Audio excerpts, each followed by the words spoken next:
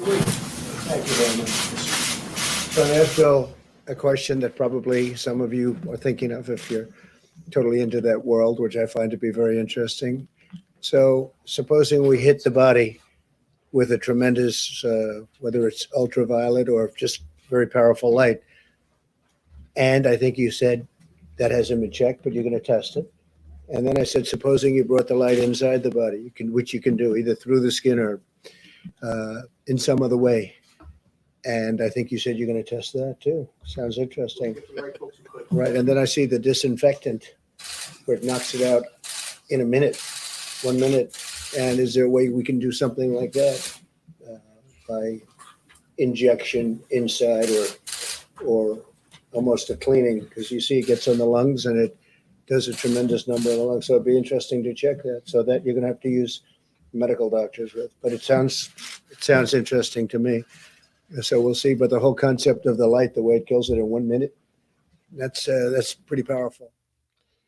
Yo, what's going on, everybody? Welcome to the Spann Report podcast. I'm your host, Mr. Spann. This is episode number 282 of the report.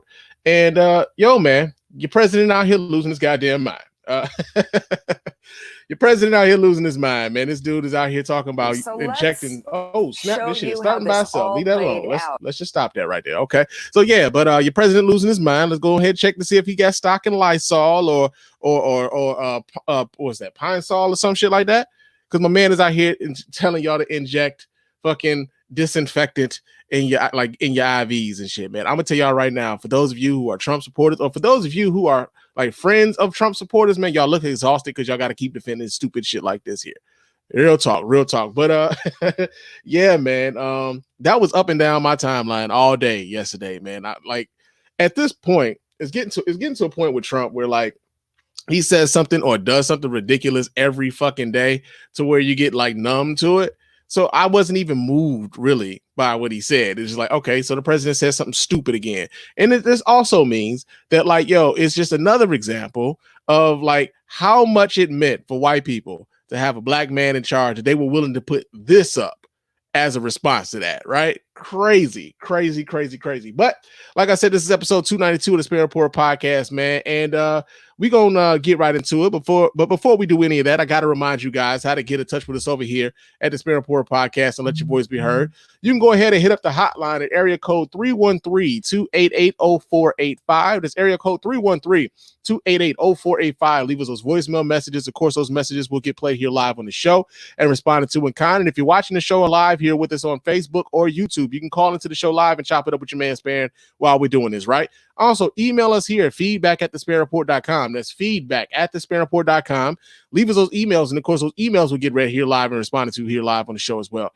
Follow me on Twitter and Instagram. My name on both of those platforms is Mr._Spann. So go ahead, follow me there, chop it up with your man Spann throughout the week. Go to iTunes or Stitcher Radio. Leave us a 5-star review. Those 5-star reviews are the ones that get read here live on the show. Doesn't cost you a dime, just a couple minutes of your time to let everybody know why you're rocking with us over here at the Spann Report Podcast Network, right? We really do appreciate those people who do that too, man. Real talk. Also, hit us up on our website at www.thespannreport.com. You can go there. You can watch replays of the show. You can vote in the polls when we put those polls up. You can donate to the show as often as you like, as much as you like. And, of course, we appreciate every dime over here at the Spann Report Podcast Network. And you can hit up our store, man. Get yourself some merch, man. We about to have, like, face masks and shit in the store pretty soon. So you can get you some Spann Report branded merch and shit like that, man. I'm going to be walking around with a beer and chicken mask, man. Real talk. That's about to be a thing, man, for real. But, yeah, man, go to our store. Hit us up in that way, man. And also, I want to thank our Patreon patrons, the Golden Circle here at the Spann Report Podcast Network, because our Golden Circle of the Spann Report Podcast Network is what allows for us to do this here live, man, to do this here live on iTunes.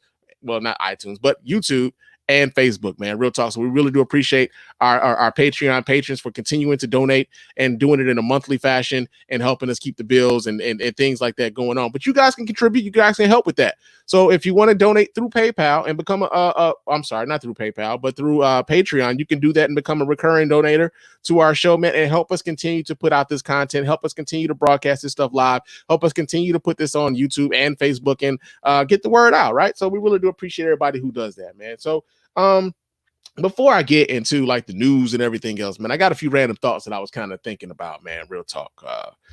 It's been some, it's been like, pretty long week, man. Like I found out I'm going back to work pretty soon, man. So I mean, it's time, you know what I'm saying? It's time. Your man Spann been home for about a month. It's time for me to kind of get back out there to it.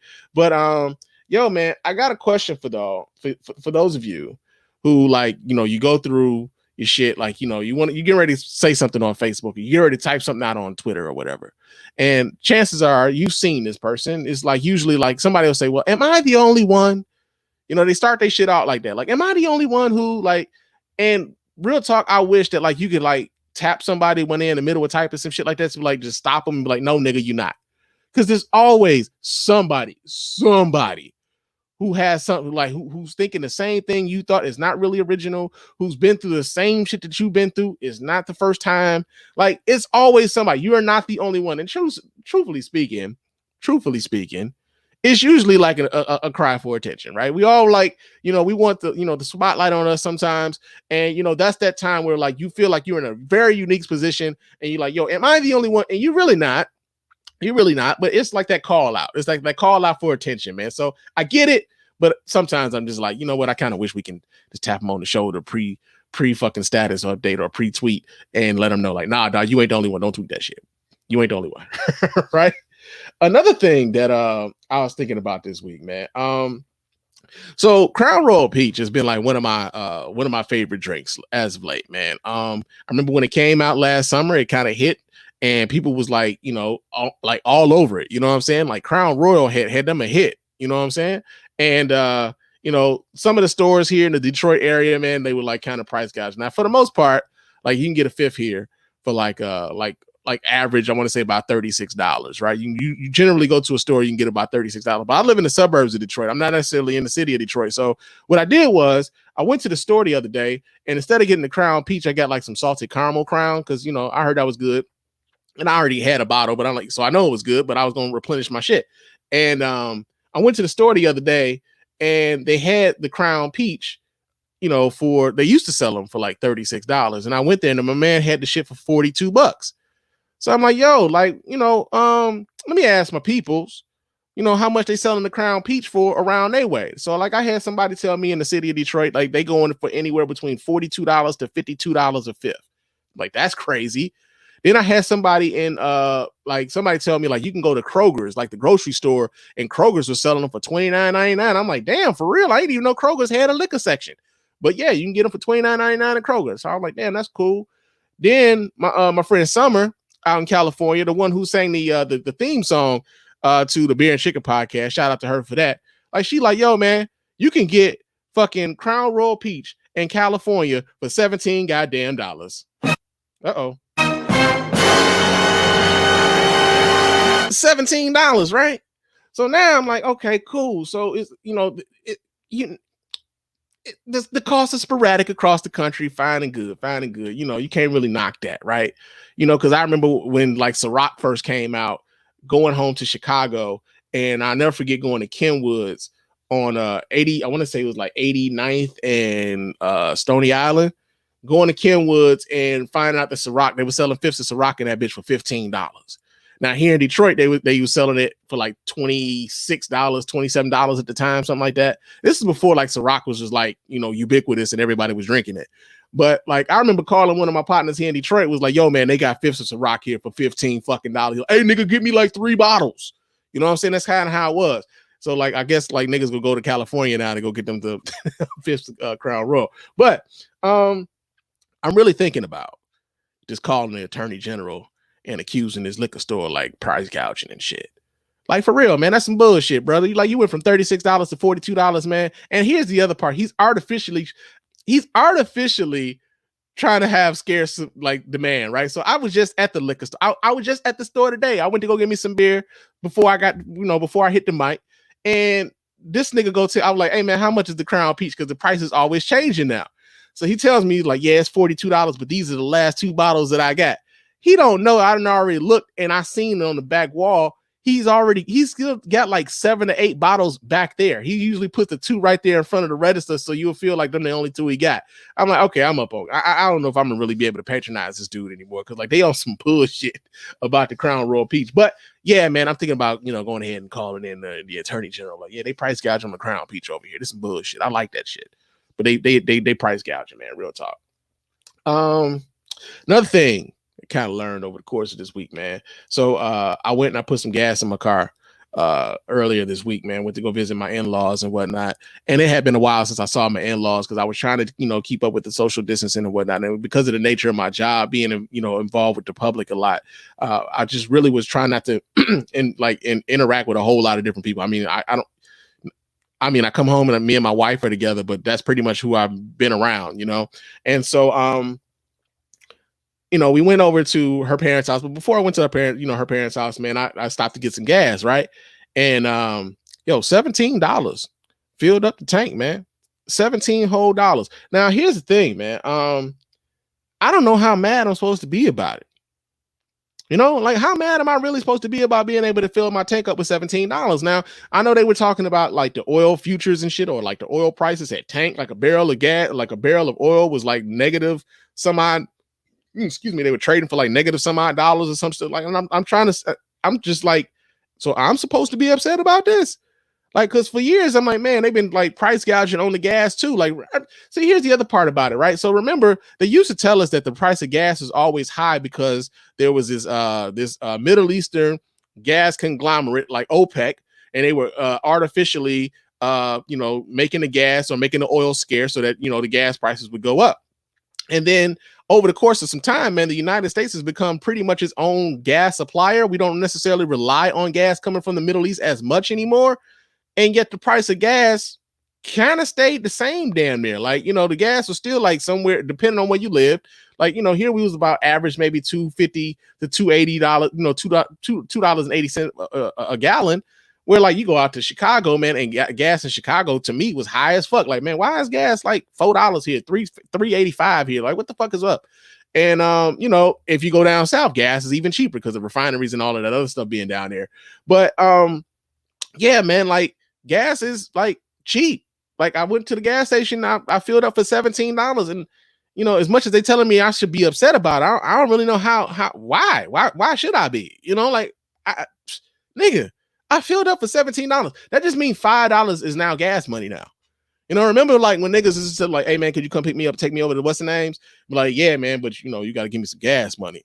And for a long time, man, $5 was like, all right, I got $5. And you're like, all right, cool. That's like at least a half a tank, depending on where you was, you know what I'm saying? It's kind of going back to that. It's kind of going back to that. So yeah, man, gas is cheap.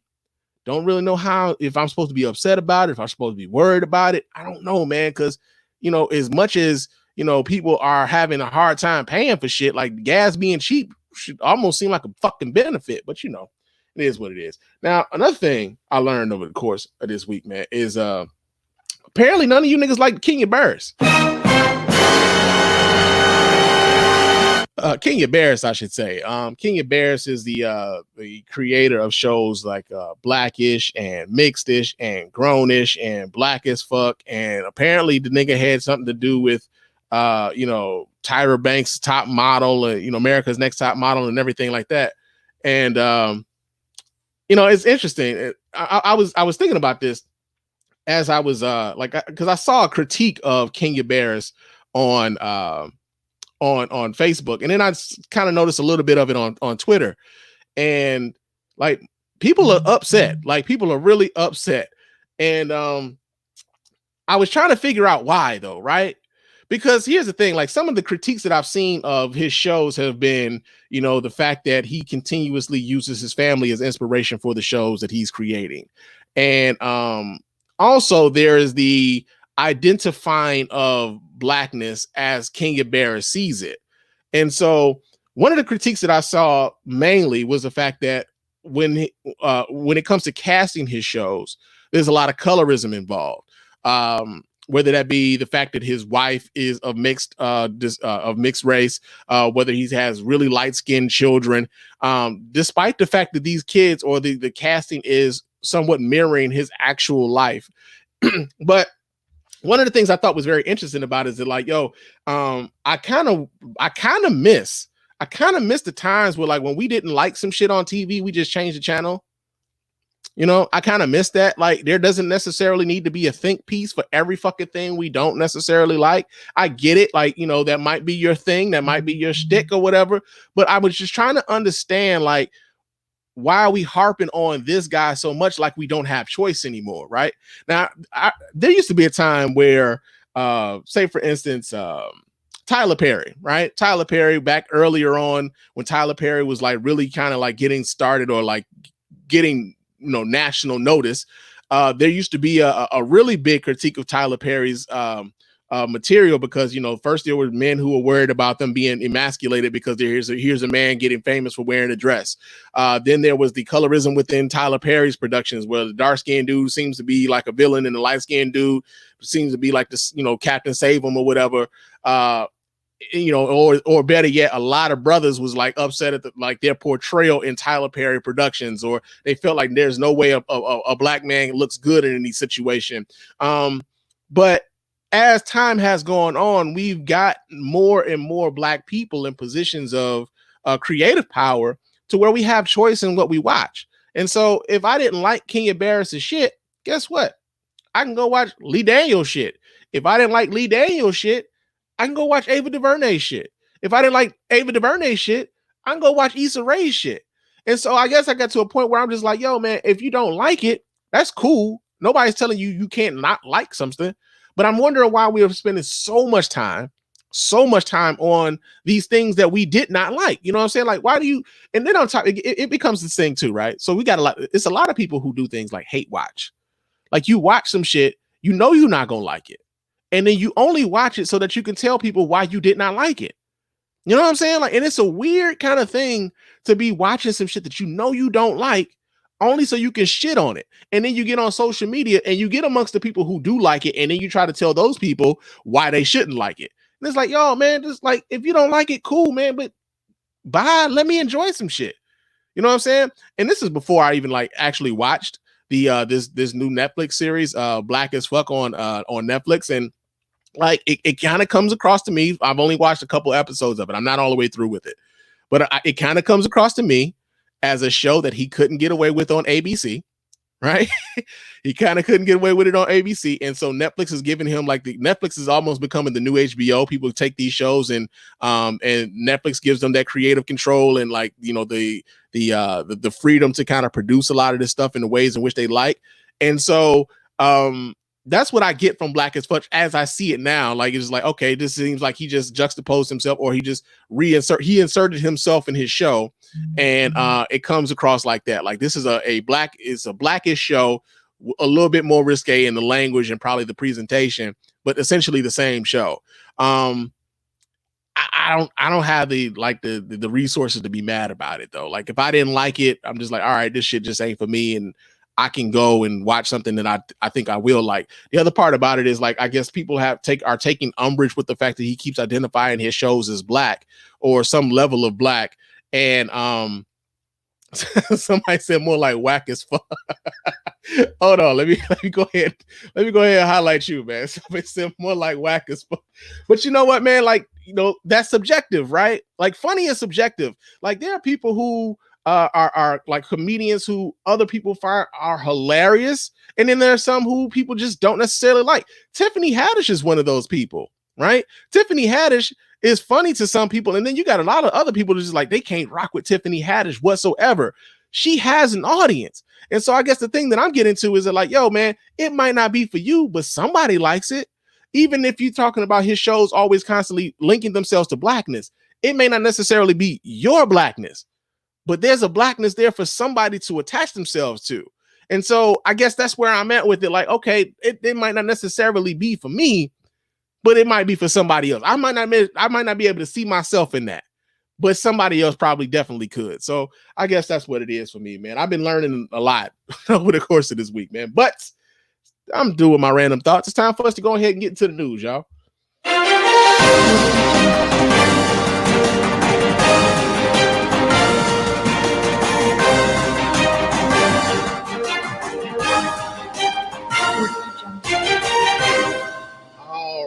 Our first story here in the news is in Kentucky. Kentuckians are suffering the most coronavirus cases after a week of protests to open the state back up. All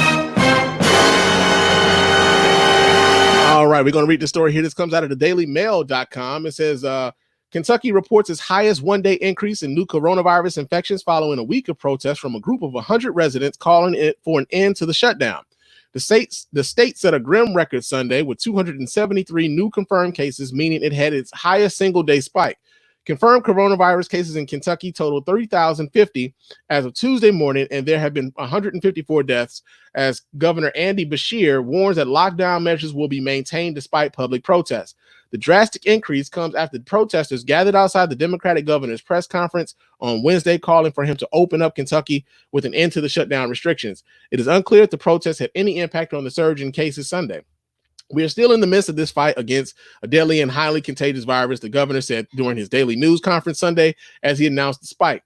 Let's make sure, as much as we're looking at those benchmarks and we're looking at the future, that we are acting in the present and we're doing the things that it takes to protect one another. Okay, and so I guess we got another stay-at-home order by the governor. I got it. Jesus Christ. All right, we staying at home another 15 days here in Michigan, but yeah, man. So I've been seeing these. Okay, I got too many damn phones. It's gonna have to go, but because I can't even find the fucker. But it's in this room. Okay, good. No, but I've been watching these protests, right? Because it's one of those things where, especially being like on social media as much as I am, like you start noticing things happening. And you could almost tell that it's kind of a manufactured thing, right? There's this thing called astroturfing, and it's like basically someone of means is like they're helping to promote said movement, and it comes across as though said movement is an organically grassroots sort of thing, and ultimately is not. It's being engineered by someone behind the scenes who has financial means, who also has the way of like amplifying the voices or amplifying some of these voices in order to make these things look like they're grassroots or just like kind of sprang up naturally. And so it's interesting to me that of all the people who are claiming that they need America to be open back up, it's generally the people who talk about them not needing the government for anything, or them not wanting the government or involved in their lives, or better yet, no, because that's a bad example. That's a bad example. It's the people who claim that they're prepared for this sort of shit, right?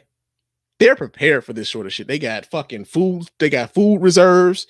They've got fucking all the ammo in the world. They've been stocking up on shit for years, man, like doomsday preppers, man. And suddenly you're now being told like, yeah, man, you should probably stay in the house. And you're mad that you can't go to Walmart. You're mad that you can't go to Lowe's. You're mad that you can't go to Menards. It's like, come on, bro. Like, I get it that y'all feel like the government shouldn't be able to tell you what to do. However, it's interesting to me that the same people, the exact same people who would tell a Black Lives Matter protester that when Eric Garner was like killed, that all he had to do was comply, or when who's another one? Who's Mike Brown? All he had to do was comply, and they were killed, right? They were killed. But suddenly, the compliance doesn't necessarily like mean anything for you, though. Like suddenly, you're a freedom fighter now. This is the tripped out part about it. Now they're trying to position themselves as freedom fighters because you can't go to Walmart, right? Not that your life is in danger by the government. No, the government is actually trying to help you save your shit. No, it's not even that. But you can't go to get your hair cut. I mean, shout out to those of us who know how to cut their hairs, on their own and shit, Shout out to those of us who are lucky enough to be able to do that. I mean, I cut my hair bald, you know what I'm saying? So, I'm lucky enough in that way. But it's just weird, man. It's weird as hell to watch these people rationalize this. And then on top of that,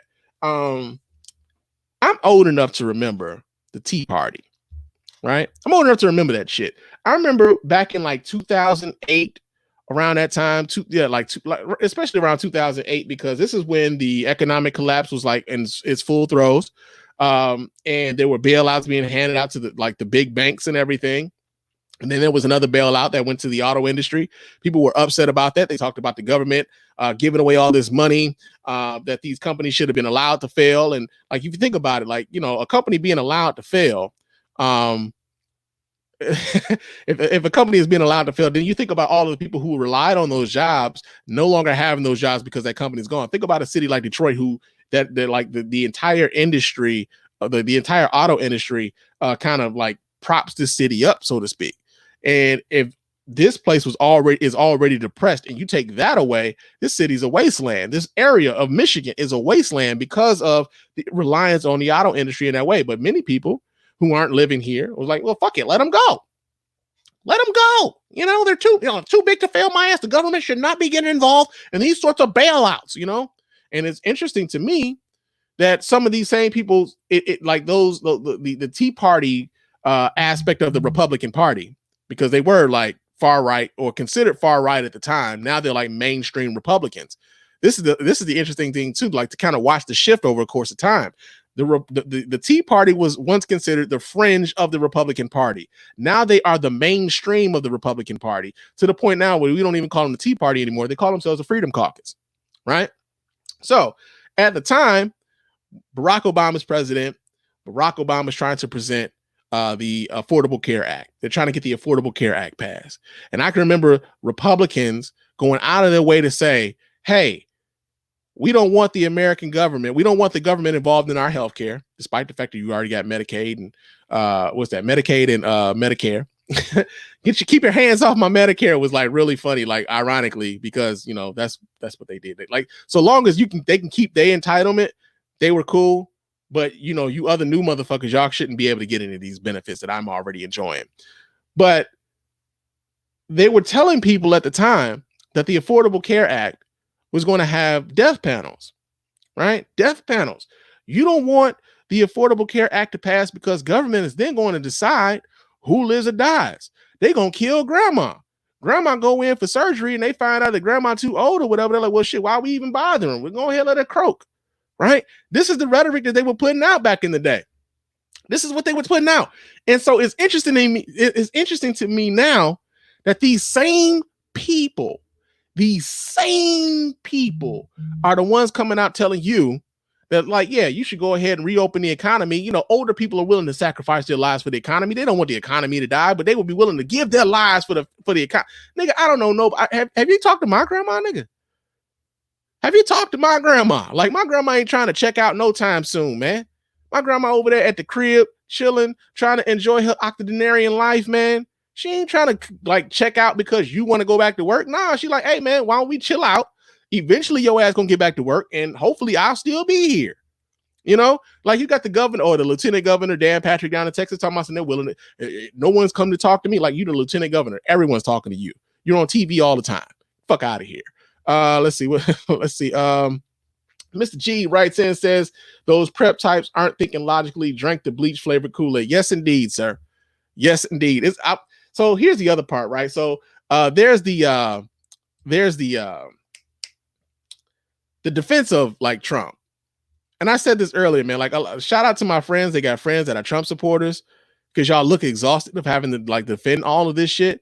Like the defense of this dude, the amount of mental gymnastics that one has to put themselves through to defend the things that comes out of Donald Trump's mouth, to act as though we aren't looking at this dude as he's saying it. Like, nigga, don't you know we can see you?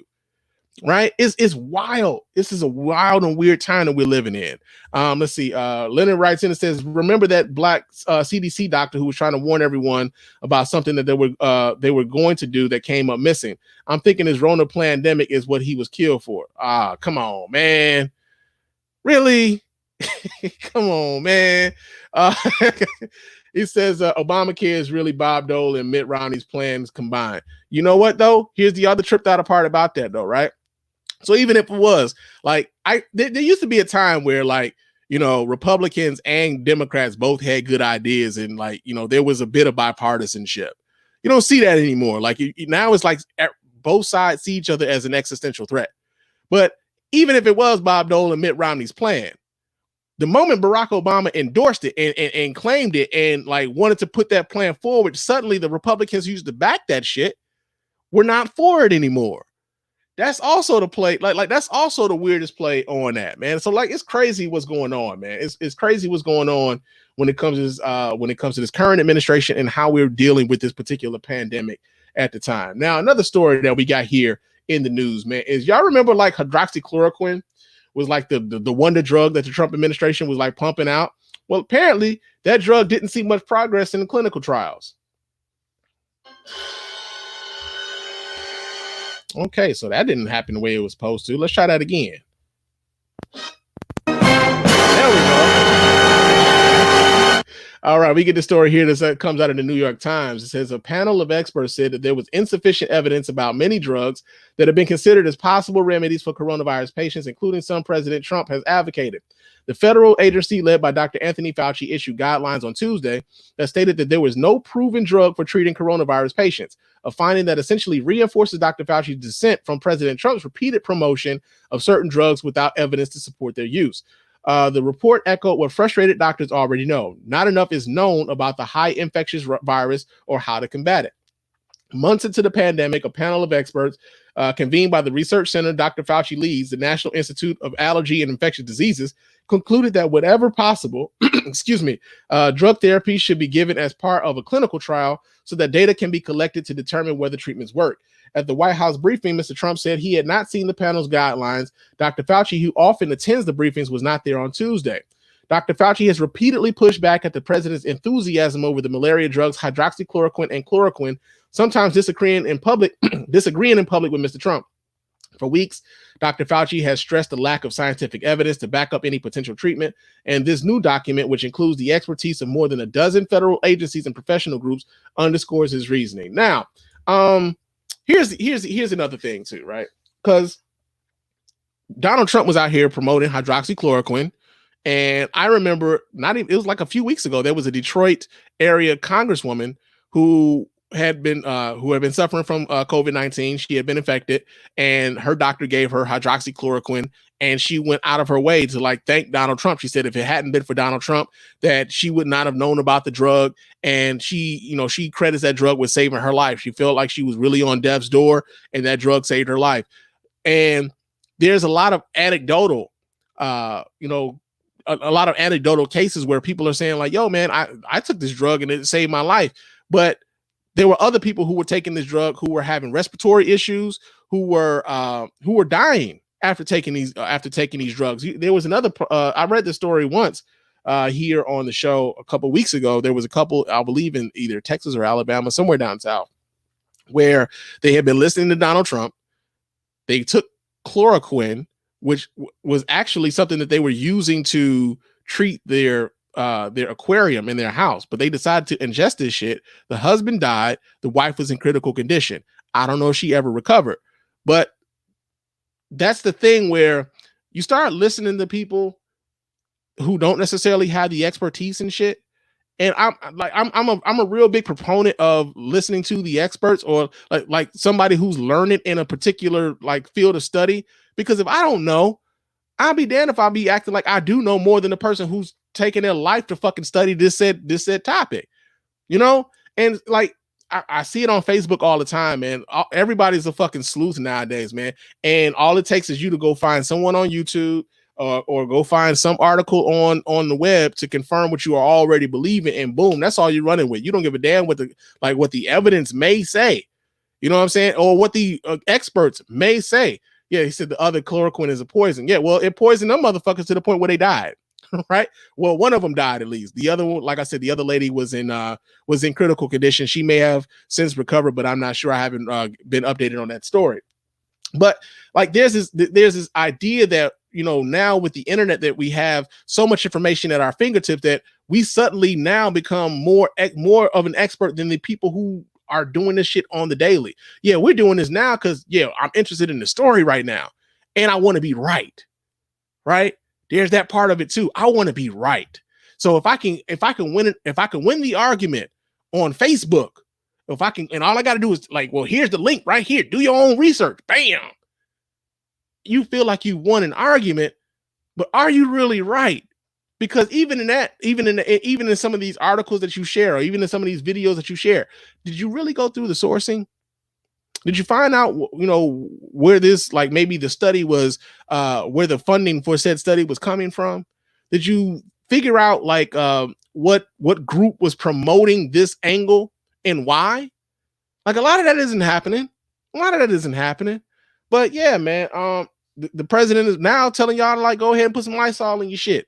Go ahead, get you one of them UV rays, man, and try to inject that shit in your skin. Like he's saying a lot of crazy shit that's going to end up with a lot of people killed. Now, interestingly enough, I'm really interested to see, and this is real fucking morbid, but I'm really interested to see how many people are actually going to try this disinfectant shit. They're going to inject themselves with some disinfectant. That's some Darwinism for your ass, man, for real. Because if anybody does that, I kind of need them to go ahead and check out. Just saying. Kind of need them to go ahead and do that. But that's in the news, man. Another story, man, that's in the news, man. Las Vegas mayor, man, she out here bugging the fuck out, man. The Las Vegas mayor has essentially told y'all, like, hey, man, I'm willing to open up my city just to see how many people gonna die from this COVID-19 shit. Now, we got video to this, so let me go ahead and pull this up so you guys can watch along with me, man, because apparently Las Vegas mayor, like I said, she done lost her damn mind. Here we go. The mayor of Las Vegas wants to reopen the city for business without a plan of action, it seems. In multiple interviews, Mayor Carolyn Goodman has suggested that letting businesses compete with each other to see who can keep customers the safest. The idea is getting major pushback from Nevada's governor. Jamie Yuccas has this story. We want to welcome them back to the lights on the strip, but that's not today and it's not tomorrow. Nevada Governor Steve Sisolak criticized the comments of the mayor of Las Vegas, who doubled down on her call to reopen Sin City, citing the state's relatively low COVID death toll. But hasn't it been because of social distancing that the numbers have been what they are? How do you know until we have a control group? We offer to be a control group. Anybody who knows anything about statistics knows that, for instance, you have a vaccine. You're offering the citizens of Las Vegas to be a control group to see if your theory on social distancing. No, wrong. Absolutely wrong. Don't put words in my mouth. She just said that. Allow the citizens of Nevada, our Nevadans, to be used as a control group, as a placebo. Mayor Goodman has yet to outline a plan for reopening, leaving it up to casinos and other business leaders. One Las Vegas bar owner who converted his tavern into a drive-through store hopes the governor will at least set a date on when the state might reopen. Even picking a date would give us a glimmer of hope. That will give all small business owners a chance to be able to set up their businesses properly. We'll all start thinking about what we need to do to social distance and cut our occupancy. It will ultimately be up to the state gaming control board, not Mayor Goodman, to reopen the strip. For CBS This Morning, I'm Jamie Yuccas. Yeah, man. So the mayor of Las Vegas wants to reopen.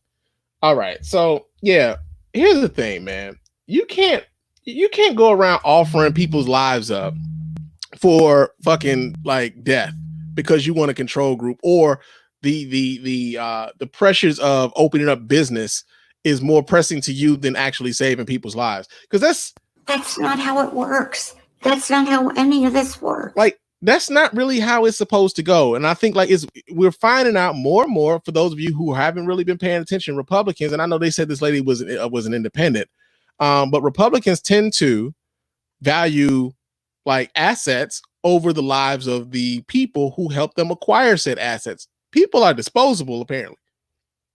Now, yeah, there are people right now who are listening to the sound of my voice like, yeah, nigga, we all know that. But like, you're finding this out on a more stark and a larger scale now, that they don't give a damn about you. It's all about the money. And I get it for the small businesses who are like in a pinch, like they don't have the resources, they don't have the reserves in order to like kind of keep their businesses open and to keep those jobs open for the people who depend upon those jobs. But I'm gonna tell you right now, man, what good is reopening this economy if the people who are going to make the economy move turn up dead? It's not going to help any of us if we all dead, right? So the fact that she is offering up people, right? I offered to open up my city as a control group. Right? Yeah, let's just use every one of my citizens as guinea pigs or like the lab rats. Let's see how many of our people get sick and die, and then we can figure out how we can really like open up and close these businesses. It's all about the benefit of the businesses. Has absolutely nothing to do with the benefit of the actual people who live within our city. I got family in Las Vegas, man. That's scary. That's fucking scary, right? But that's in the news. Now, there's another lady in the news, man, and she's kind of lost it too. She's kind of fucking lost it too. I don't know if you guys have been following this story. This comes out of Idaho, but apparently there's a woman in Idaho who got arrested, and she's mad, and like conservatives are mad on her behalf. As a matter of fact, let me pull this up so you guys can check this out too, because I got another video for you. Check it out, y'all. New at 10, the arrest of a Meridian woman has sparked backlash tonight from opponents of Idaho's stay-at-home order. Meridian police say 40-year-old Sarah Brady is charged with trespassing for failing to leave the Kleiner Park playground earlier today. Meridian police say when they got to the playground, they saw metal signs and caution tape announcing the park's closure were taken down. They say officers informed the group several times that the playground area was closed and that they could go to the other areas of the park. They say Brady was non-compliant and forced officers to place her under arrest. Now, Brady's arrest sparked this protest tonight outside Meridian City Hall. Our photographer there on scene estimates about 100 people were there. We reached out to Meridian Police for a response. They say, quote, "These are very trying times, and the Meridian Police Department supports the public's right to assemble for peaceful protest. However, the right does not include damaging public property or ignoring closures of city property and facilities." All right. So, like I said before, when we were talking about the other story with Kentucky, like a lot of these people are feeling like they're freedom fighters. Like they sincerely believe that, like they're freedom fighters out here. And could you imagine, like she got, like, again, we talked about those who were getting arrested and juxtaposing that with, like, you know, Black Lives Matter incidents where like guys were getting killed, shot, killed, choked out and killed. Like they're promoting this woman on the right as though her rights were being violated and we should be fighting up against the police. Interestingly enough, it was all about compliance when it came to Black people. All about compliance when it came to us. Suddenly these rules don't apply to you, right? And that's really what a lot of this boils down to, is that a lot of white people, a lot of white people who voted for Donald Trump, or didn't even just vote for Donald Trump, but just like a lot of them in this country, when it came to certain laws, the laws were never supposed to apply to them. It was really to keep, you know, me and our brown brothers in check, right? It was never supposed to apply to them. And so when it starts happening to them, suddenly they are freaking the fuck out. This is why you have people honking their horns, causing gridlock in front of hospitals and shit in Lansing, Michigan, getting out with guns and everything, although it wasn't supposed to be like a gun rights rally, but there were like plenty of AR-15s and AK-47s at these rallies. Suddenly, like, it's okay for you to be out there like that. Now, could you imagine if I walked down the street with my AR-15 strapped to my back? Could you imagine that? Like how quickly my ass would probably be taken out, because, and they wouldn't even think to ask me a question of why do I have an AR-15? Hell, their guns would already be out before they ever stepped out of the fucking car. And yet you got a gang of white dudes standing up on the fucking, you know, state capitol with, you know, with AR-15s, AK-47s and pistols, you know, and all sorts of shit. You got this woman here violating a playground. Like they closed the playground, lady. Like it says closed. Just because you white don't mean you get to just say, fuck it, I'll use it anyway. Right? And then you get arrested because you violated the law. And now they say, well, she was wrongfully arrested. Get the fuck out of here. Fuck out of here, man. But that's the nature of this country right now, man. We're seeing a lot of stupid shit happen in the news. And that has been our fucking news today.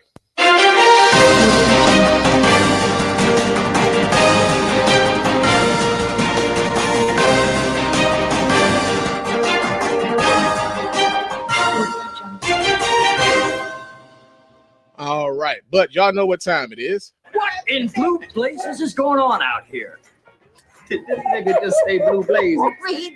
All right, our first story here in Blue Blazes is, yo, man, Jason Mitchell Jason Mitchell, former actor, former star of the show The Chi on Showtime, played Eazy-E in the movie Straight Outta Compton. He got arrested this week. Matter of fact, he got arrested with an AK-47 and some weed. So we're going to read the story here. This comes out of theroot.com. It says Jason Mitchell has entangled himself in some mess again. According to online records obtained by TMZ, Mitchell, the Chi, Straight Outta Compton and Zola, was arrested Wednesday and taken to Harrison County Jail in Mississippi and currently faces 4 felony charges. Jason, who played Eazy-E in the NWA biopic, is facing 2 felony charges for possession of a controlled substance with intent to distribute, plus 2 more felony charges for possession of a weapon by a felon. Didn't know he was a felon. Jail records indicate that Jason was busted with 2 guns, including a Glock 19 pistol and a Mini Draco AK-47 semi-automatic pistol. Mitchell, who initially gained professional momentum after acclaimed performances in Mudbound and Straight Outta Compton, has been on a rapid downward spiral following sexual misconduct allegations against him during his tenure on The Chi. At the end of the day, I do have to take my L and say I did make myself subject to these situations. Had I not went anywhere with this lady and had to drop her off at home, I wouldn't be in the situation, Mitchell told The Breakfast Club back in November, which was his first big interview in response to the allegations. The Root has reached out to Mitchell's team for comment on this matter, but apparently they have not yet responded. So, yeah, man, kind of fucked up to see this guy, like, because he's a very talented artist, like he's a very talented actor, but the guy has had so much shit going on outside of his actual work that to see this downward spiral and to have it happen so quickly is kind of disheartening, man. And other part about this is I was thinking about this before I knew he was a felon. It's wild how, like, depending upon which state you're in, how different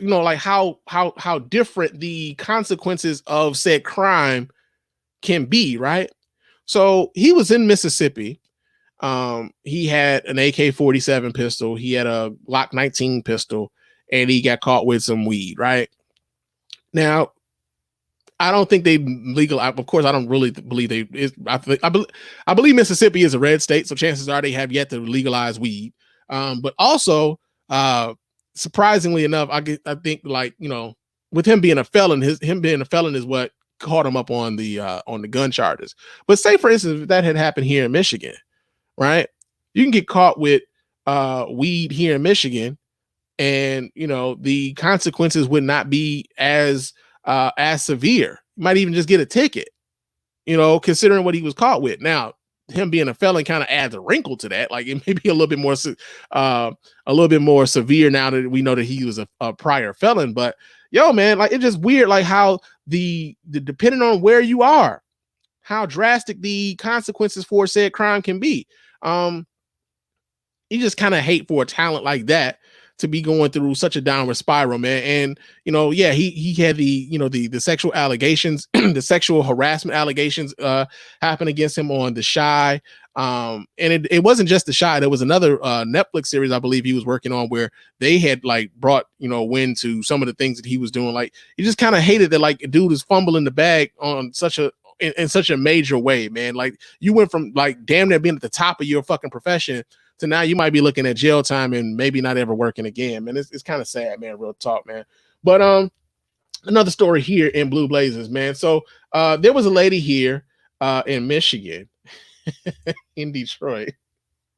So here in Michigan, man, we can return bottles to the store, man. You pay a 10-cent deposit on any soft drink or like beer or something like that, and you can return those. You can return the cans, you can return the bottles to the place you bought them, and you can get your 10 cents back. A lot of folks do it, right? A woman went to the store. She had her returnable bottles, but they told her she couldn't return the bottles because of COVID-19, and she decided that she was going to whack the clerk upside the head with a bag of bottles.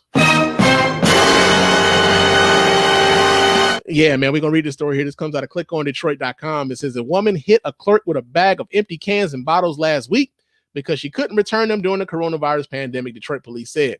According to police, the woman went into a party store on the 1400 block of East Jefferson at about 11:40 a.m. April 15th, carrying 2 bags of empty plastic bottles and cans she wanted to return. She asked the clerk if she could cash in on the empties.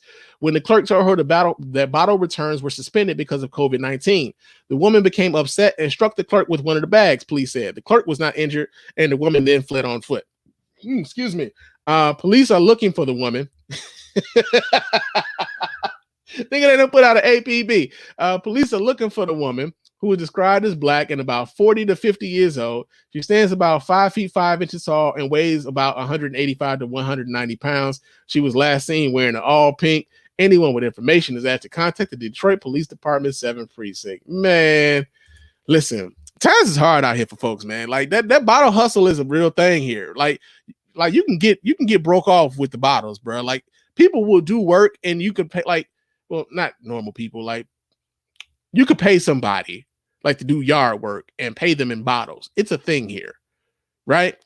Because they can go to like a Kroger or a Meijer and they got those machines where you like, you know, can return the bottles in there. And if you bought the shit there, of course, you got to scan the bottles and everything. But like people can really get like a nice chunk of change by just returning the bottles for recycling or whatever. It's like one of the biggest benefits of having that 10-cent deposit on soft drinks here.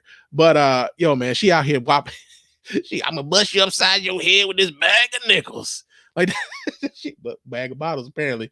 But yeah, man, the Detroit police done put out an APB out on this woman, man. So yeah, that's in Blue Blazers. Now, another thing that's in Blue Blazers, man. Apparently, these Instagram producer battles is going on real heavy. And there's talk of a battle between Timberland and between Drake. No, not Drake, not Timberland. Dr. Dre and Diddy. And the thing is, Swiss Beats and Timberland are thinking about making y'all pay for that shit.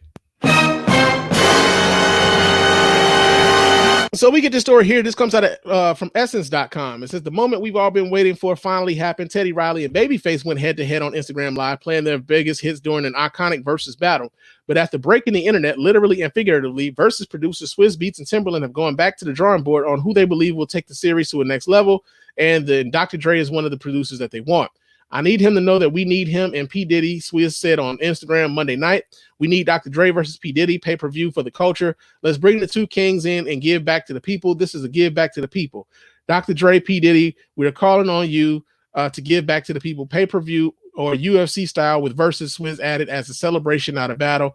To say that Dr. Dre and Diddy are music moguls would be an understatement, both getting their respective starts in music before venturing into other entrepreneurial pursuits, such as Beats by Dre and Ciroc, respectively.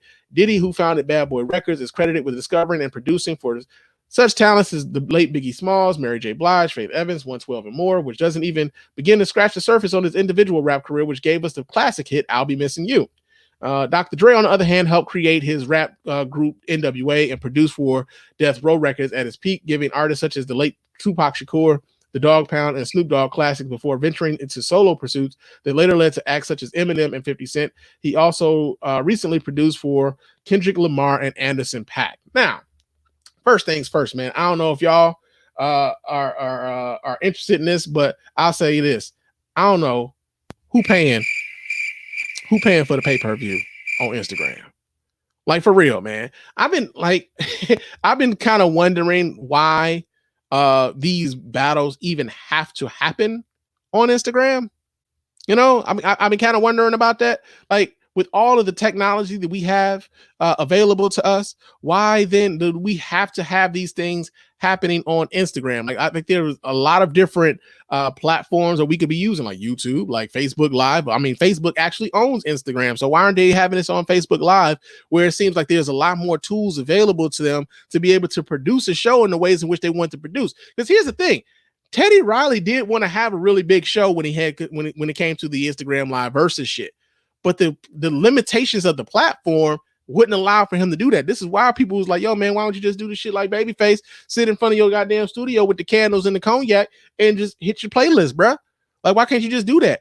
Teddy Riley had fucking dancers. He had DJs. He had video boards. He had background singers. He was the epitome of doing too much for Instagram, right? Now, we've run into some problems here with like, with Facebook and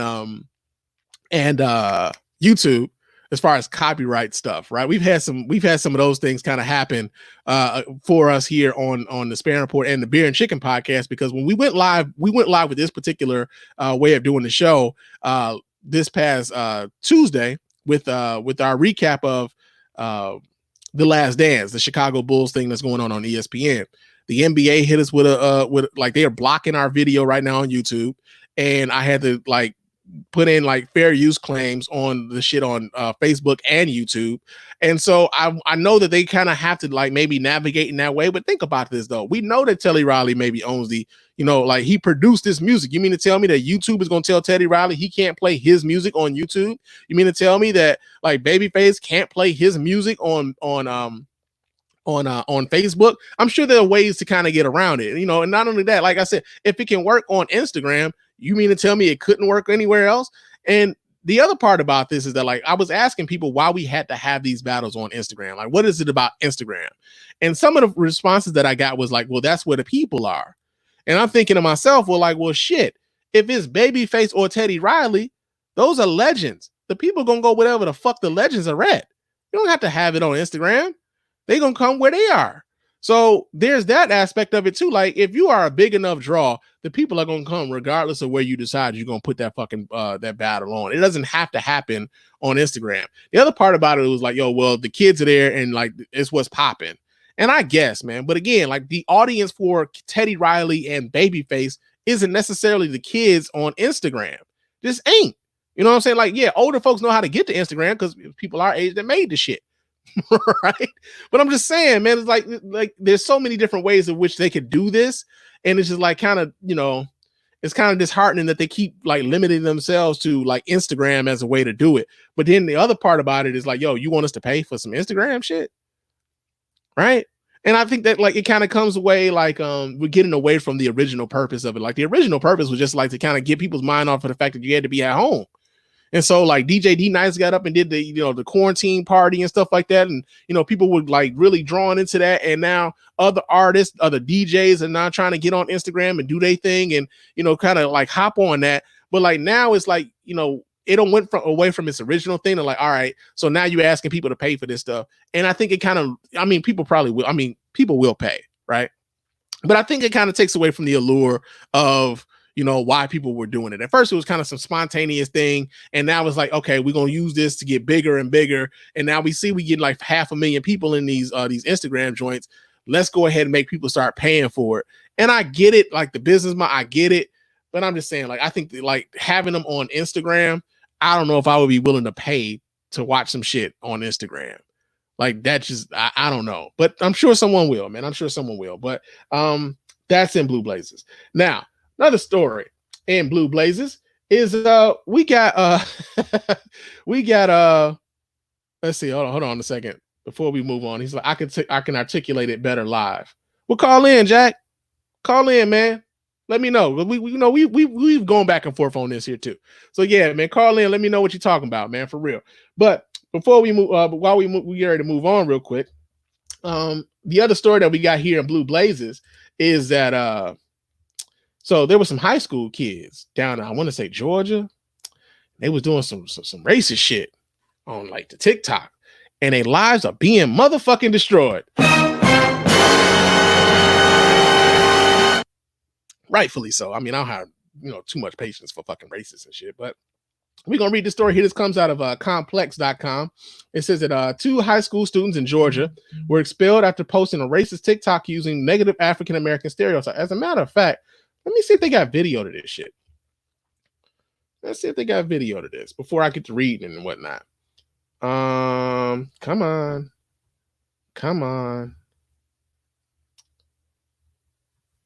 Nah, they don't have the video. Okay. I thought I saved the video, but apparently not. But that's all right. That's all right. In the thread by Twitter user Camden, you can watch the aforementioned TikTok video shared on Thursday with the 2 students. It shows the teenagers using racial slurs and making derogatory remarks about African Americans, like eat watermelon and fried chicken and make good choices. Camden is reportedly a student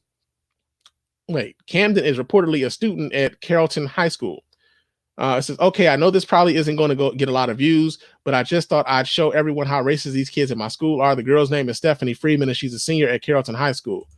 All right, let's see if I can access the video this way. Is it still there? It is. Hold on, let me pull this up for y'all, man. Hold on. Let me pull this up for y'all. All right. Here we go. Hey, today we're making Niggers. first we have black. Yeah, Yeah. pretty black. Yeah. Next we have don't have a Don't dad. have a dad. Oh. Yeah. Yeah. And then we have eat watermelon and fried chicken. Who doesn't love watermelon and fried Yeah. chicken? White people love that Yeah. shit too. Next one is make good choices. Let's see. Oh, the irony of that. There's nothing there. Next we have rob people. Specifically whites. Yeah, they do that. Last one is Go to jail.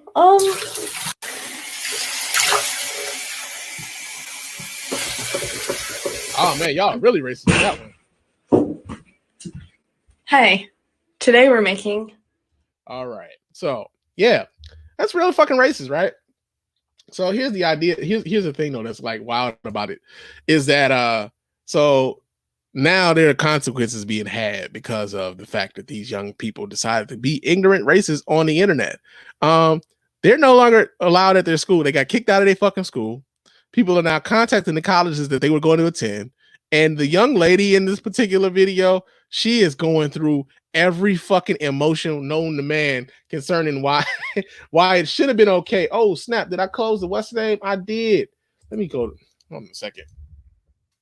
But why it should have been like we should just accept her apology, right? Because she's come out and she's put out an apology, but she's upset that like people aren't really like fucking with her apology in any means whatsoever.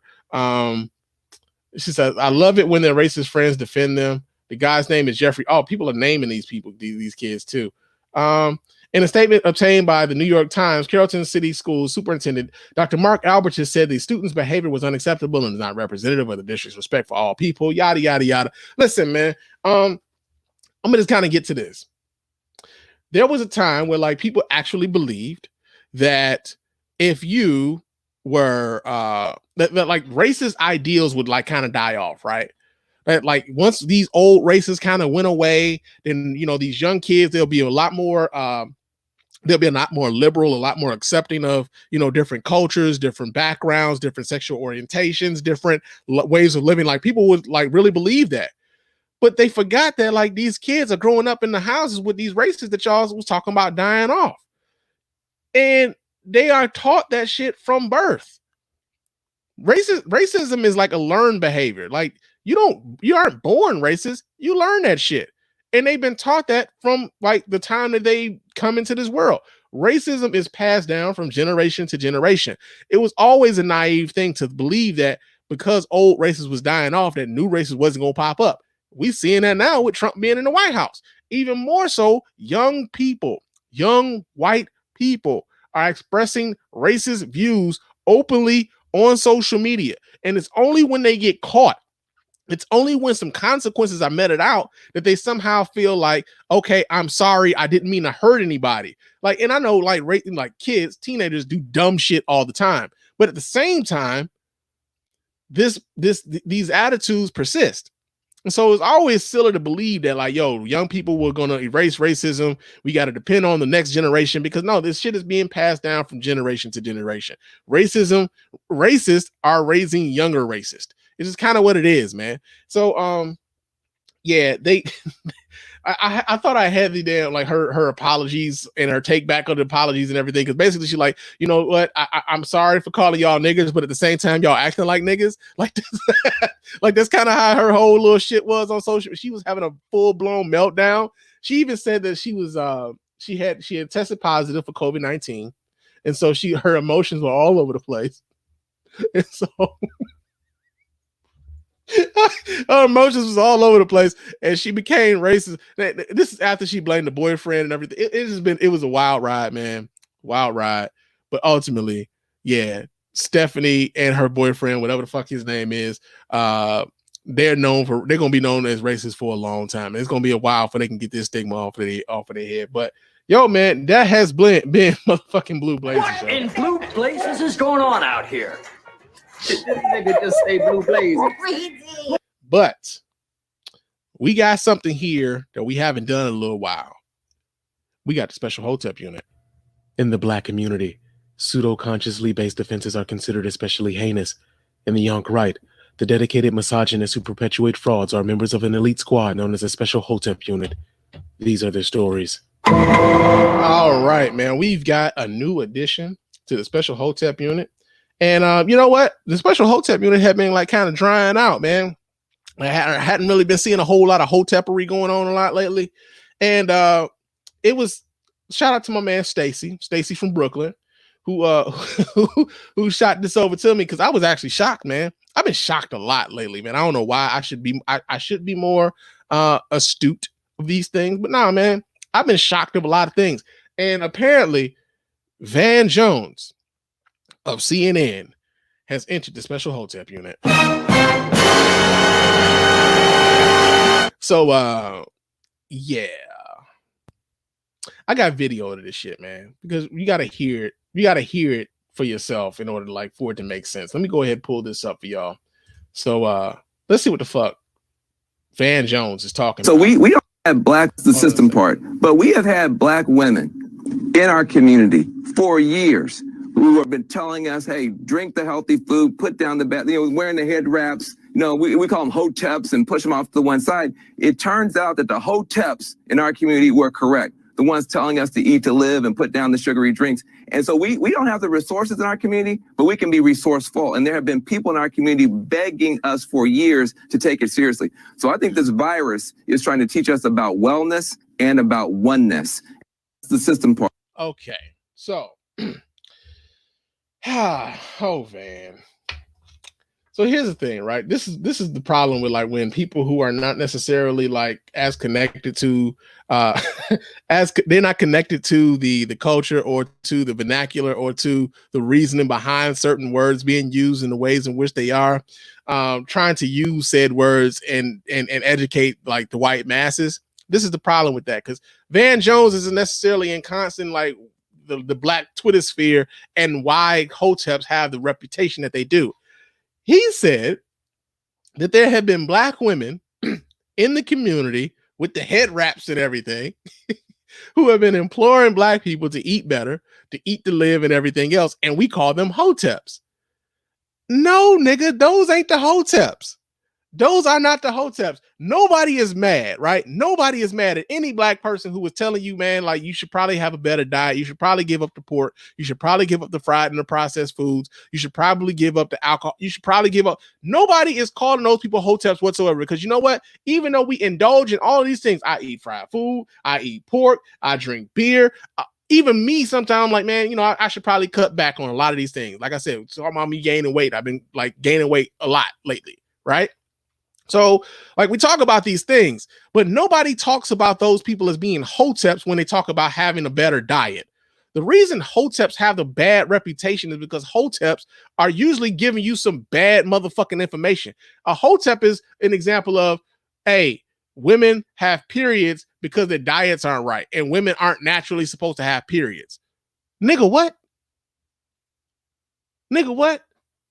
Or better yet, a Hotep genuinely tends to have a view of blackness that is usually heteronormative, usually patriarchal in nature. So if there's a black woman who's out here fending for herself, if there's a black woman who's empowered and working for herself and taking care of her family, black men, generally Hoteps, tend to take issue with that shit. And they believe it's a part of an emasculation of them. They believe it takes them from their rightful place as the head of the household. Sometimes a head of household title that they didn't earn.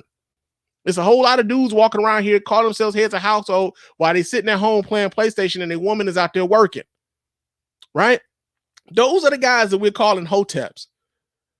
You know what I'm saying? Like, or the guys who like Umar Johnson will go out and say that homosexuals are out here promoting pedophilia and that they're trying to get pedophiles included into the LGBTQI community. Like, those are the people we call the Hoteps, the quacks, right? Nobody is telling anybody who wants you to eat to live, who wants you to eat well, who wants you to give up the bad items in your diet.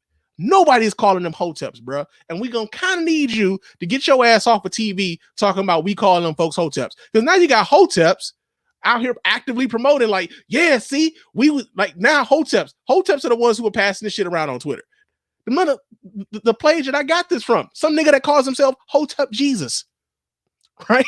I've seen Hotep Jesus on Twitter. Like, as a matter of fact, he's a member of the special Hotep unit here. Hotep Jesus is a favorite on Fox News.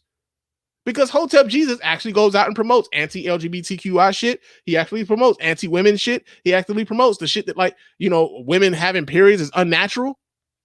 These are the kind of things that you look at it and be like, all right, bro, I can't really take you seriously. You don't know what the fuck you're talking about. And then on top of that, truthfully speaking, if we're going to be 100% about Hoteps, generally Hoteps are dudes who really want the position of white men and they're willing to throw everyone else under the bus in order to get it.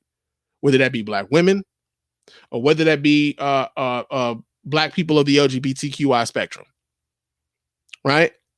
If they can throw black women under the bus, they will do so because they feel like black women have usurped them as being heads in the community. This is part of the reason why Hoteps was so upset with the Black Lives Matter movement, because Black Lives Matter was started by 3 queer women. And you heard a lot of that critique of them. Like, well, these is women leading these movements. We need our women to step aside, let the man take his rightful place. Like, hey man, what do you mean let you take your rightful place? If you's a man and you got something to say, get your ass out there and say it. But you don't have to shut them down in order for you to go out here and say what the fuck you need to say. You know? So yeah, man. Like Van Jones. I mean, he been saying some iffy shit as of late. But yeah, man, Van Jones is now a new member of the special Hotep unit. Goddamn.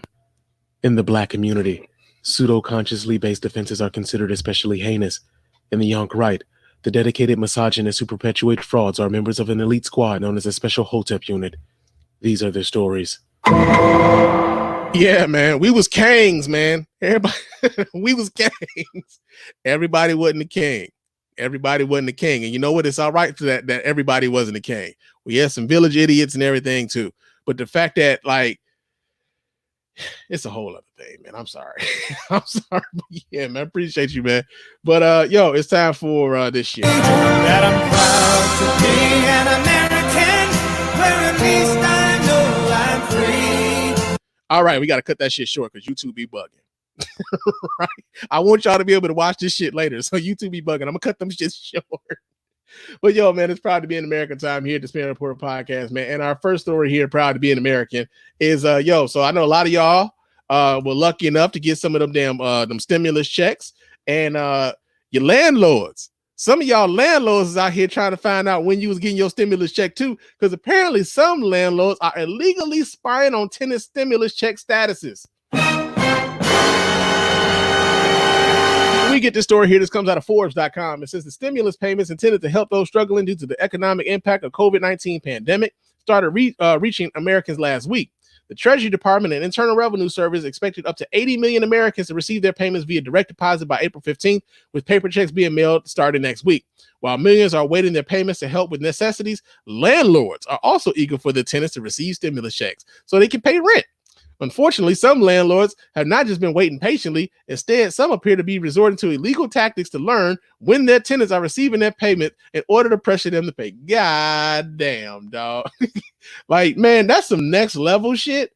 That, man, I'm just... Yes, that sounds like an excellent idea. Nah, that's the wrong one. I'm looking for this one. That'll be a monkey's bare-assed uncle. There we go. So it says, what are landlords allegedly doing? In order to help Americans to track the status of the stimulus checks, the IRS and Treasury Department launched a new tool, Get My Payment. The tool provides individuals with the status of your payment, including the date your payment is scheduled to be deposited into your bank account or mailed. While the rollout of the portal has had its issues, including confusing error messages telling users payment status not available, it has also helped many understand the date their payment is scheduled to be deposited into their bank account. In order to check the status of a stimulus payment, one only needs to provide basic information, including name, date of birth, street address, and social security number. The basic information is readily available on the dark web thanks to data breaches like Equifax, where the personal information of 145 million Americans was exposed. It is also readily available to many landlords through the applications that tenants complete when applying to rent a property. While knowing someone's payment status may not help a criminal steal funds, it could certainly help landlords. Some of them appear to be accessing this information illegally, impersonating tenants to check the status of their stimulus payments and then harassing them to pay their rent. Man, listen. So, I get it, right? People are struggling, landlords included. You know, like everybody who owns a house and rents it out, or everyone who may own an apartment building and rents it out, ain't like necessarily living high on the hog. I mean, they have things on the house and things on the building that they have to pay as well, and your rents are what like they depend upon in order to make those things happen. So yeah, like you need the water heater just went out in the basement and you renting. Guess who you calling? You calling the landlord. Part of the ways you get that shit paid for is through the rents. You know what I'm saying? So I get it, but nigga, you can't be out here looking up people's personal information, especially like checking information, in order to figure out when they gonna have the cash so that they can pay you. Right? Like, I know it's tight, man. I know it's tight out here, but nigga, you can't be out here like that, man. Ethics in motherfucking business. Like, I know that's like, you know, maybe it's a foreign concept to a lot, but yo, man, they out here checking y'all statuses, man. I mean, you know, I'm just grateful to like my dude is cool. You know what I'm saying? Like, he was like, yo, man, you ain't got to pay me as much. He took $300 off my shit. I'm like, man, good looking. You know what I'm saying? Good looking. I appreciate you, bro. I do, man, for real. But yo, that's I'm proud to be an American. Another story here, proud to be an American, man. So there's this dude in Georgia. We talked about him a couple weeks ago. He was a Democratic congressman, I believe, state congressman in the state in Georgia. He endorsed Donald Trump a couple of weeks ago, and talked about, he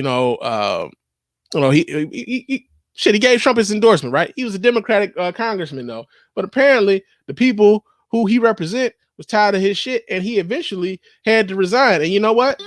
Yes, that sounds like an excellent idea. It's an excellent idea, man. So we're gonna read the story here. This comes out of the Atlanta Journal-Constitution. It says, turn the lights off. I have left the plantation. The controversial ex-DeKalb County CEO said in a statement. Jones said he was not switching political parties, but would work for Trump's reelection. I don't plan to leave the Democratic Party because somebody's got to be in there to hold them accountable for how they're treating Black people and root out the bigotry, Jones said on the Rashad Ricky Morning Show shortly after announcing his resignation. After a fiery and at times combative discussion, Jones ended the radio interview early, prompting Richie to say, hang up on this clown, please. What exactly happens next for his district, House District 91, is unclear. Jones was expected to formally submit his resignation Wednesday, as well as his withdrawal as a candidate from the June primary. Jones was preparing for a Democratic primary rematch against Rhonda Taylor, a legal services staffer from Conyers, whom he defeated in 2016. There is no Republican on the ballot, making Taylor the presumptive representative in January. I think he made the right decision, Taylor said of Jones' resignation. We appreciate his service and wish him luck in whatever endeavor he embarks upon next. The two elections are not connected. Because the legislature is still in session, suspended in March due to the coronavirus pandemic, state law requires Governor Brian Kemp to announce a special election to complete Jones's term within 10 days of the resignation. The special election must take place within the following 30 to 60 days. Once his re-election candidacy is officially withdrawn, the June primary election continues without Jones. Because it is so close to the election, Jones will remain on the ballot, but any votes cast for him will not be considered. So, yeah, man, it's interesting too, right? So, we talked about this on the show before, especially like in consideration for like someone like a Candace Owens, right? Because I remember like when Candace Owens kind of came on the scene after having been like a liberal leaning person and finding out that like the money is over there where like I can be this contrarian. I can be like this contrarian Black person and co-sign, white racism, and they will pay me handsomely for it. There was a video of like this little young dude who got up and said he was coming off of the Democratic plantation and that the Democratic Party didn't have anything to offer him. And it was interesting because the phrasing, the Democratic plantation, right? the phrasing of it being a plantation. And so what happens a lot of times when it comes to black people who tend to be Republican or those who lean Republican, a lot of times what they're doing is they're acting as though they're different than those other niggas over there. Like I'm not black like those blacks over there. I'm a different kind of Negro. And it's almost like the standoffish, I'm better than them kind of thing. And truthfully speaking, it's a lot of self-hate associated with that, because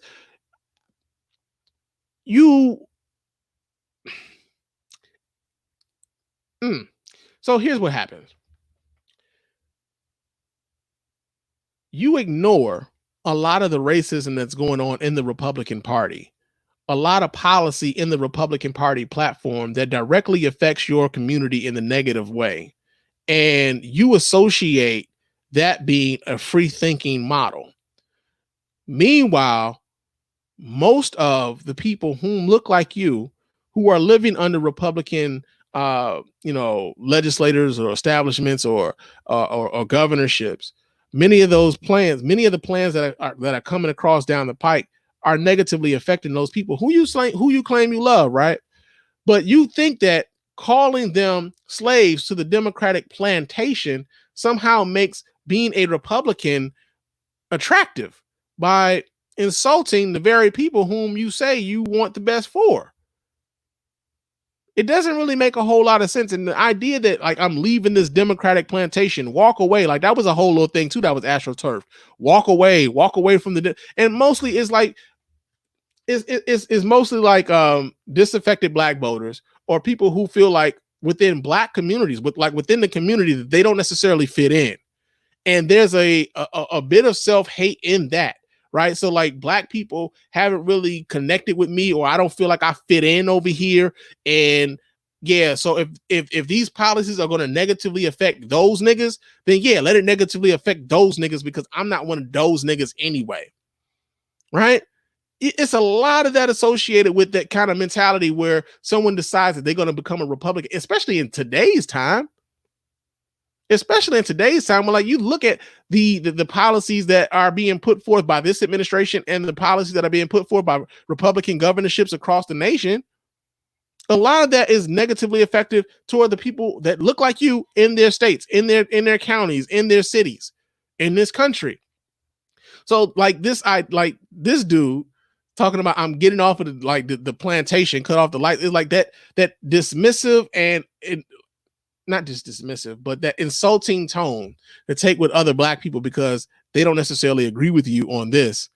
Like I kind of wonder like why they went that route. Why do they go that route when they're trying to pitch republicanism to black people to say that black people are on the Democratic plantation? And so then the reason why they call it the Democratic plantation is, yes, when the Democratic Party was first created, it was a party of the Confederates. It was a party of Southern slaveholders, and Republicans at the time, back in the 1800s, Republicans were the ones who were actively advocating for the abolition of slavery. Right?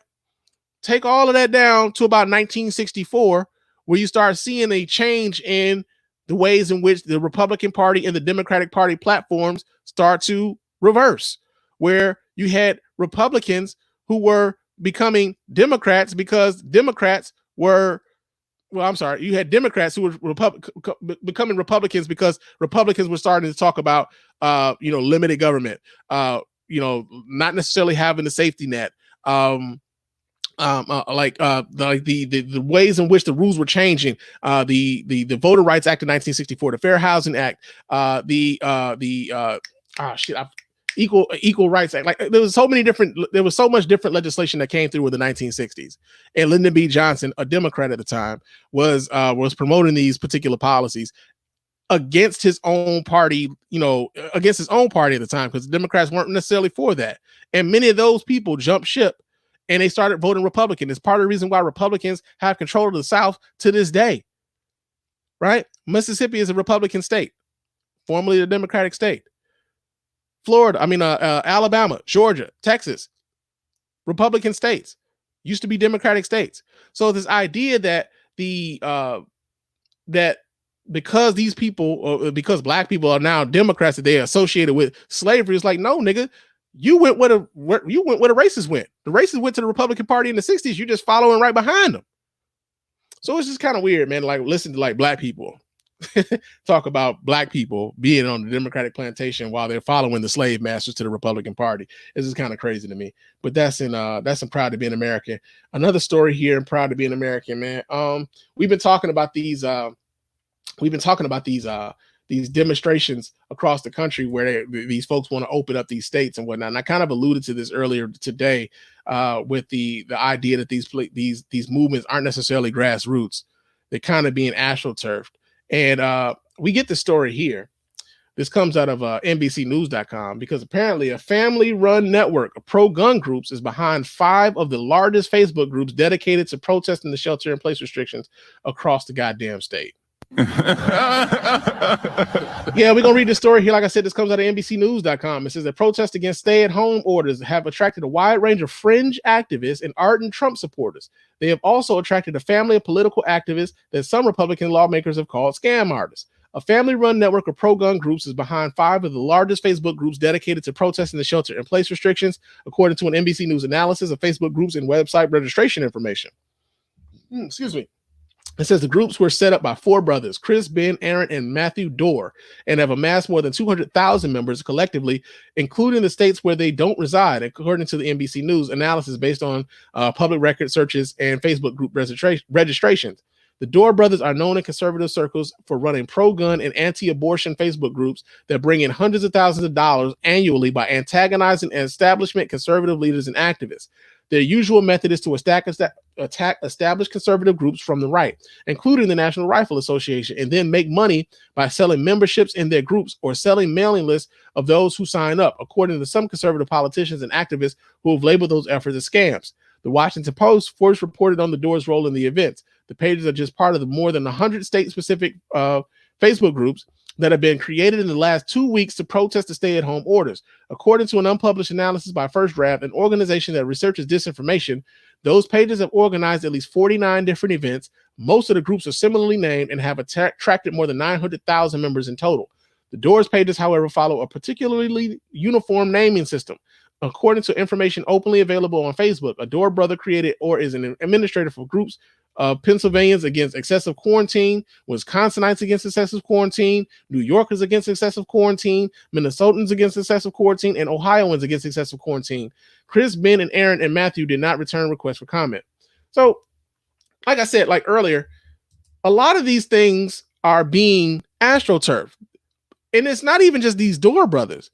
Here in Michigan, there have been investigations that have pulled out the fact that a lot of the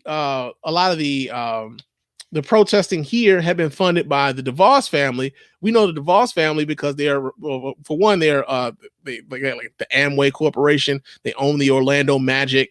They're from here in Michigan. And Betsy DeVos is currently the Secretary of Education here in the nation, right? So you got a direct connection with the administration to the demonstrations that are happening in Michigan and Ohio, in Pennsylvania. Like, you got these connections that are being made, and like they want you to believe that this is a grassroots movement, but ultimately, who does this benefit? Right? Who does it really benefit to have these demonstrations happening across the country? Especially considering the fact that Donald Trump can't really have a rally because we're supposed to be quarantining in places, right? Donald Trump can't have like a stadium full of people come in, like just listen to him talk. So that he has these press briefings and then he has these demonstrations happening. And you notice, like, off top, there's a bunch of Trump signage all over the place, right? Now, the people at first wanted you to believe that this had nothing to do with politics. Well, if it didn't have anything to do with politics, why the fuck is there a Trump sign there? Why are there Confederate flags there? Especially here, like in states like Michigan and Pennsylvania. What the fuck is a Confederate flag doing here? Also, the Confederacy lost. And they were traitors. Why are we walking around with the flags of traitors and losers? Help me figure this out. Help me help you. You know? So yeah, man, that's in Proud to Be an American. Also, while we're talking about, Republicanism and, racism and all this other shit, man, Keisha Lance Bottoms, the mayor of Atlanta, has been receiving some like pretty fucked up emails and whatnot. We get the story here. This comes out of CBS 46 in Atlanta. It says Atlanta Mayor Keisha Lance Bottoms is no stranger to citizens boasting their skepticism of her ability to lead, nor is she new to receiving messages of unkind words. But in the wake of Mayor Bottoms countering Governor Brian Kemp's decision to reopen some state businesses as early as April 24th, she has encountered her share of criticism and degrading words. Late Wednesday evening, she shared a screenshot of a text that read, "Nigger, just shut up and reopen Atlanta." Along with the screenshot, she wrote, "With my daughter looking over my shoulder, I received this message on my phone. I pray for you," followed by a quote from Martin Luther King Jr., "Conscientious stupidity or sincere ignorance." Reopen Georgia sent a message early Thursday morning disavowing any relationship to the abhorrent racist remark sent in our name to Mayor Bottoms. A member of the leadership team from Reopen Georgia said, "I've moderated thousands of messages a day for the past week in our group and not seen one racist comment. We do not have a georgia.gov email address either. This comment is mostly likely from a troll trying to tower our group, but even if not, the person absolutely does not speak on our behalf. The leadership team universally condemns racism and hate speech. We actively work to limit even divisive political speech, as ours is a diverse movement that encompasses Georgia's very type." Yeah, but y'all probably, like I said, more likely they're Confederates in that group. There are Trump supporters in that group. And it's not a surprise that the leader of a city, a black leader in a black city, in a largely Republican state, is receiving this sort of response from people who don't necessarily appreciate that she's not willing to reopen the state because the governor says so, especially since the governor isn't really doing so because of the science. He's only doing this because, again, we go back to the corporate interest. He's got corporate interest in keeping in why he wants to open that state back up. He didn't want to close the state to begin with, right? Georgia was one of the last few states to actually issue a shelter-in-place order. And is it as if their coronavirus cases have been going down? They haven't been going down, but they're talking about reopening already. So yeah, man. Listen. Be smart, man. Like, try not to I know like a lot of people are having like cabin fever and everything, man. People want to go out. They want to get back to their life. I get it, you know. But I need us to be smart about how we move, be judicious about the judgments that we make. Let's not be so rash. Also, when you see racists, call they punk asses out. We can't tolerate this shit even now. You know, we can't tolerate this shit even now. So yeah, man, that's been proud to be an American. But normally we would be ending this show with a champ of the week, and I ain't gonna lie to y'all, man. I was having a hard time finding the champ of the week this week. I ain't got one. I ain't got no champ of the week, man. I guess like our champ of the week would be our first responders, man. Of course, you know, that kind of goes without saying that they're out here doing yeoman's work. They're out here putting their lives on the line every day to like keep us safe, and do them a favor and keep your ass at home. You know what I'm saying? Do them a favor and keep your ass at home so that they can go home and you know, be with their families as well, man. Real talk. Like your haircut isn't that important, man. Stay your ass at the crib, for real. But it's time for us to get on up out of here. But of course, before we do that, I got to remind you guys how to get in touch with us over here at the Spann Report Podcast. Let your voice be heard. Go ahead and hit us up on that hotline at area code 313-288-0485. That's area code 313-288-0485. Leave us those voicemail messages. Those messages will get played here live on the show and responded to in kind. You can also email us here at feedback@thespannreport.com. That's feedback@thespannreport.com. Leave us those emails. Of course, those emails will get read here and responded to here live on the show. Follow me on Twitter and Instagram. My name on both of those platforms is Mr._Spann. So go ahead and follow me there. Chop it up with your man Spann throughout the week. Also, hit us up on our iTunes and Stitcher with a 5-star review. Those 5-star reviews are the ones that get read here live on the show. It doesn't cost you a dime, just a couple minutes of your time to let everybody know why you rock with us over here at the Spann Report Podcast Network, right? Also, go to our website, www.thespannreport.com. You can go there. You can watch replays of the show. You can vote in the polls when we put those polls up. You can donate to the show as often as you like, as much as you like. And of course, we appreciate every dime over here at the Spann Report Podcast Network. And I'm going to talk to you guys again soon. But until next time, fam, peace.